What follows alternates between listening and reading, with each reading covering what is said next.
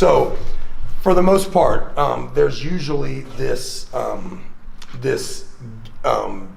guess, inches that your elbow is away from your hand, right? So it's whenever I walk up and I'm watching an arm wrestler, if I see his elbow anywhere not way up in the front and his hand not straight under his hand, then I know that he is vulnerable to being opened up, right? So for me personally, when I first see someone back that far, I think two things. Either he doesn't really know what he's doing, which is good, or he's really knows what he's doing and he understands that this is the best place. However, he knows who he is personally. So this, for whatever reason, is the way that he's going to attack. And it's an advanced setup.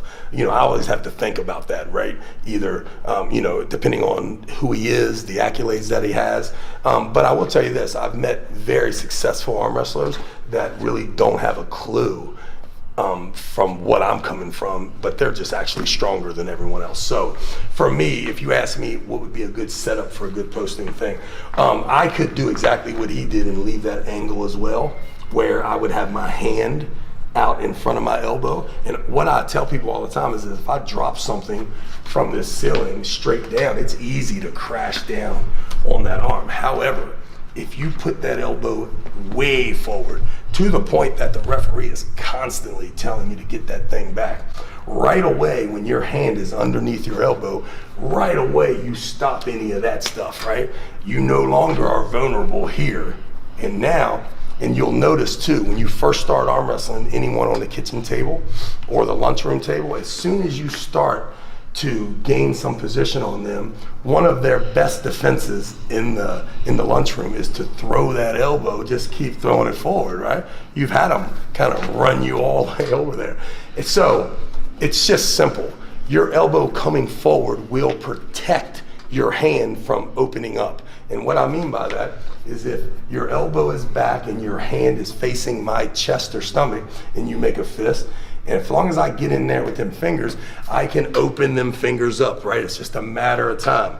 If you throw that elbow forward, there is no way for me to properly open those hands up from up there. I have to then come out of your hands this way, which right away protects your hand a lot more than this, right? We see this is opening. If he throws that elbow forward right away, I'd have to be up here with that pressure.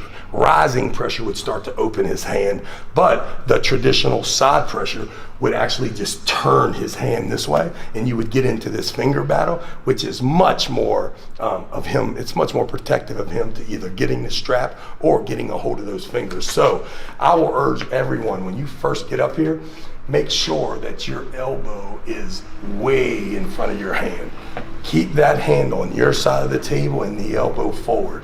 The exercise we do with the strap, the most important thing about the exercise is that your elbow is in front of your hand. This will be the first thing that you can start to move back to start to generate some movement. If you suck it in already, it's going to expose your hand a little, the angle, and more than that, when you say go, you have to then use it as a lever because you won't be able to move it, okay? So a good posting top roll would have his hand pointed straight up in the air. When he was to close his hand, what I try to do is to rise over top of that hand as I close my hand. So I've trained Art before, so we'll see if Art can do it. What we're looking for is for when Art's about to arm wrestle, that he is on his tiptoes looking down at his hand.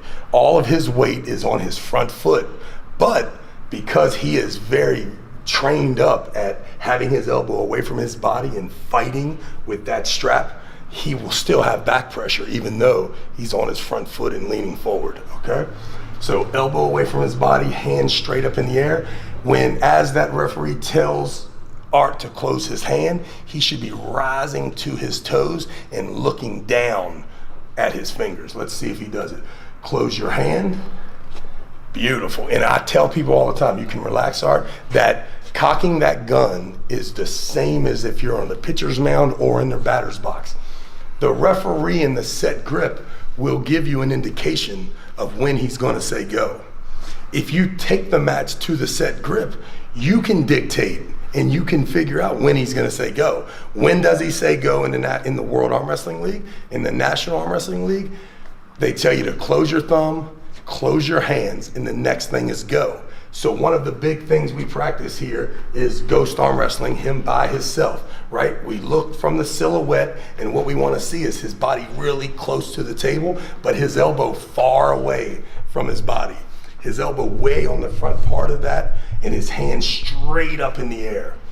When they tell Art to close his thumb, he's gonna take that deep breath and adjust those hips and feet, because he knows he's about to throw a punch or hit that ball, right? And in order to do that, he needs to rise and really cock that gun, right? So if you were gonna throw a pitch to me, as soon as you got in your wind up, that leg come up, I would then start my hitch.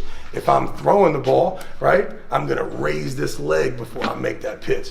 When I'm gonna hit this guy in an arm wrestling match and try to beat him, I'm gonna do the same thing, right? I'm gonna wind up and cock the gun is what we try to call it. So his hand is gonna be really wide, open, and strong, right? His hand gets strong from doing countless plate holds, right? And we'll show you that exercise. So all of this is rock solid. His elbow is out below his hand. We want his back to be leaning forward, but not too far. He needs the ability to kind of straighten that back out at any point as he's rising above. The referee's gonna tell him to close his thumb. He adjusts those hips. When he tells him to close his hand in a second, he's gonna rise and cock that gun. Close your hand. And then the next word is go, and he goes ahead and finishes all the way down. He recoils up in a nice balanced position. Let's go over it one more time. Elbow in front of the pad, hand up. Remember, as he rises above his hand, what he doesn't want to do is what he just did and let that hand move forward in it.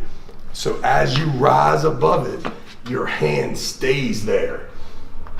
You do not lean forward as you do it. All right, let's try it again. All right. From there, hands way strong and up in the air. We're gonna close our thumb, close your hands, and go. That is a good posting top roll setup.